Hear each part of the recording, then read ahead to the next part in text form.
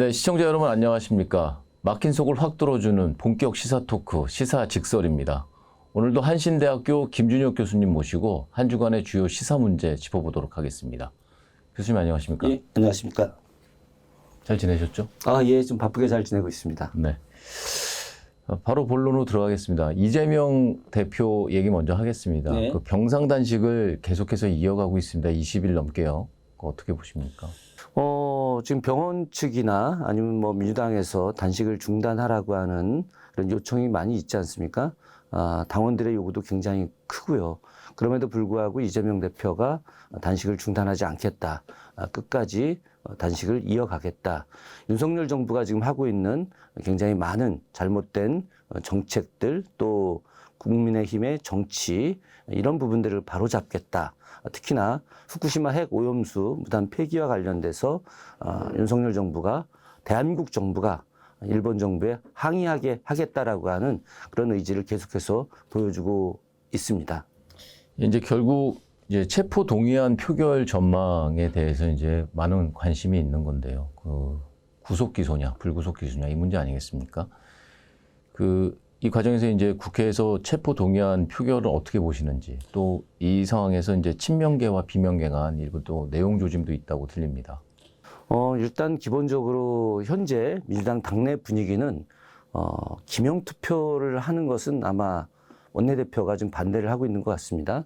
어제 김민석 정책위원장이 이 문제와 관련해서는 기명 투표를 해야 된다. 본인은 부결되어야 된다. 이렇게 이야기를 했는데 아마도 현재 민주당 전체적인 분위기 봐서는 부결표를 던지는 것은 각각 의원들이 확실할 것 같은데 나름 이것을 기명으로 하는 것은 반대하는 입장인 것 같습니다. 네, 그 국민의힘은 뭐 개인 비리에 대해서 방탄 국회가 돼서는 안 된다는 의견이 계속해서 나오고 있고요. 국민의힘 입장에서야 당연히 그렇게 이야기할 수밖에 없겠죠. 국민의힘에서는 이재명 대표가 여러 가지 어떤 그 죄로다가 구속되어야만이 다음 총선에서 이길 수 있다라고 하는 생각을 갖고 있기 때문에 좀 더 강하게 압박하는 모양새를 취할 거라고 생각을 합니다만은 아마 민주당 당내에서는 부결 분위기로 가지 않을까 싶습니다. 네, 뭐 국회가 뭐 지금 정쟁이 아니라 전쟁으로 치닫고 있는 뭐 초유의 상황인데 사실 그 뭐 총리 해임 건의안 그리고 또 그 야당 대표의 체포 동의안 이게 이제 맞서면서 글쎄요. 국으로 치닫고 있는 그런 양상입니다. 개인적으로 이렇게 정치가 돼서는 안 된다. 어쨌든 상생의 정치를 해야만이 지금 대한민국이 경제적 어려움도 있고 해서 민생 회복이 되어야 하거든요. 민생 회복을 위해서는 이런 상생의 정치가 필요한데 지금 현재 더불어민주당과 또 국민의힘의 모습들 혹은 지금 대통령이 야당 대표를 단 한 번도 만나고 있지 않지 않습니까? 이것은 굉장히 잘못된 정치입니다. 이런 정치를 이제 하지 못하게 국민들의 목소리가 더욱 커져야 된다. 그렇지 않으면은 이렇게 잘못된 정치로 나갈 때 대한민국의 앞날이 굉장히 어려워질 거라고 생각을 합니다. 예, 그 문재인 대통령 얘기 잠깐 하겠습니다. 문재인 전 대통령이 그 단식 중단을 설득하기 위해서 이재명 대표를 만났죠. 어제 그 문재인 대통령이 이재명 대표를 찾았을 때 이재명 대표가 굉장히 감사했고 또 문재인 대통령의 말씀을 잘 새기겠다라고 이야기를 했는데 저는 아마도 오늘 내일 이후에 그런 문재인 대통령의 단식 중단 요청을 이재명 대표가 수용하지 않을까 그렇게 생각을 하고 있습니다. 네. 그 뭐 9.19 남북 공동선언 그 5주년을 기념한 행사에 이제 참석차 이제 지방에서 서울로 올라오신 건데 그 현 정부의 이제 지난 정부에 대한 공세에 대해서도 정면 반박을 했어요. 그리고 문 대통령의 이 같은 행보가 그 총선에 혹시 영향을 미치려고 하는 어떤 의도가 담긴 게 아니냐라는 분석도 많이 나오는데요. 저는 문재인 대통령이 상당히 계산된 발언이었다라고 생각을 합니다.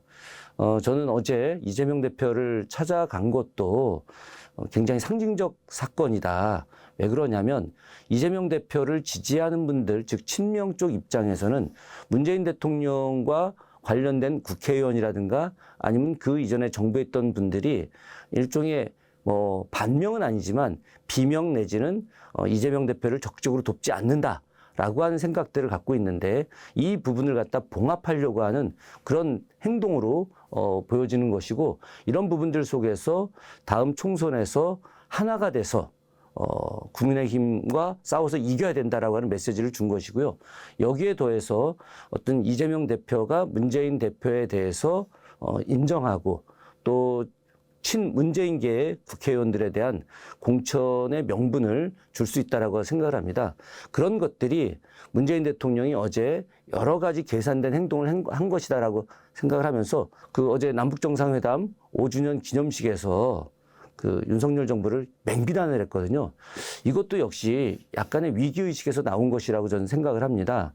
얼마 전 감사원에서 통계청에 대해서 집중 감사를 하게 됐죠. 그래서 문재인 정부 기간 안에 통계 조작을 했다. 이렇게 이야기를 하고 있고 아마 상당수를 구속하려고 하고 있는 것 같습니다. 이것은 이제 문재인 정부를 본격적으로 공격을 하겠다라고 하는 것이고 최종 목표는 바로 대통령이 될 가능성도 있는 것이죠.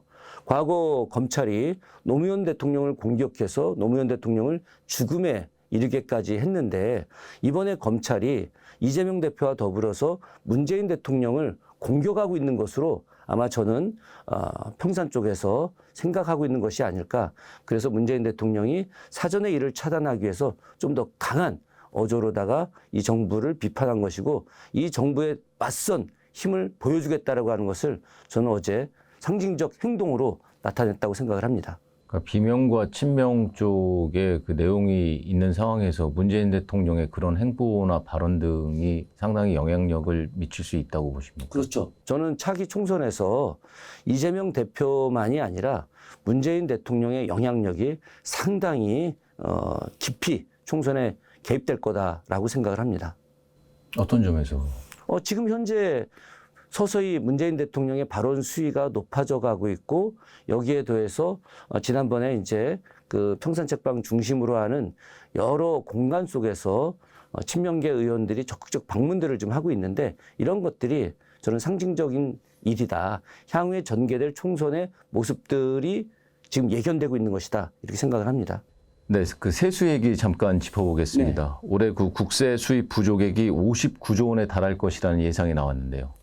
굉장히 충격적이죠. 지금 이제 나라 경제가 너무 어려워져 가고 있다는 것을 상징적으로 보여주는 거 아니겠습니까? 이런 세수 부족으로 인해서 앞으로 국가 미래를 위한 뭐 R&D 사업 예산도 다 삭감을 하는 것으로 우리가 지금 알고 있는데 지금 이 세수 부족의 가장 핵심이 법인세가 안 들어오고 22조가 이제 안 들어오게 됐고 전년 대비 그리고 개인 재산세, 종합부동산세를 갖다 굉장히 완화하면서 그런 국세가 굉장히 줄어드는 상황이 됐거든요. 문제는 국세가 줄어드는 것이 문제가 아니라 이것이 바로 지방 행정에 영향을 준다라고 하는 것이죠. 네. 그 지방 교부세와 교부금 말씀하시는 것 같은데. 예, 맞습니다. 그 국세 수입 부족에 따라서 지방 교부세고 교부금도 한 23조 원 가까이 부족할 것이라는 예상도 나옵니다. 맞습니다. 지금 23조 원이 지방으로 내려가서 각 지자체의 행정과 또 지역 발전을 위해서 사용이 돼야 되는데 이 23조라고 하는 금액이 지역으로 내려가지 않기 때문에 모든 지자체들은 굉장히 재정적 어려움을 겪게 될 것이고 그런 부분들은 각 지역에 있는 시민들에게 굉장히 큰 영향을 주게 될 것입니다. 지방자치단체가 해야 될 사업들을 제대로 할 수 없는 이런 상황이 되게 되는 것이죠. 그러니까 지방정부는 어떤 지방분권이라고 하는 자율성을 놓치게 되고 어떤 정부의 예산을 갖다 요청하기 위해서 더 매달리는 이런 상황이 되는 것이죠. 중앙정부가 예산 부족을 통해서 지방교부금을 주지 않을 때 역으로 발생되는 일들이 바로 지방정부가 중앙정부에 예속되는 상황들이 커진다라고 하는 것입니다. 이런 것들이 더 걱정스러운 일들입니다. 네, 어쨌든 뭐 국세가 부족함에 따라서 지역 경제, 지방 경제에도 타격이 불가피하다. 뭐 그런 말씀이시네요. 네, 맞습니다. 예. 세수 전망 방식 이른바 그 세수 오차를 줄일 수 있는 획기적인 개선책도 필요할 것 같습니다. 네, 맞습니다. 네, 본격 시사 토크 시사 직설 오늘은 여기까지입니다. 저희는 좀 더 알찬 내용으로 다음 주에 찾아뵙겠습니다. 교수님 감사합니다. 네.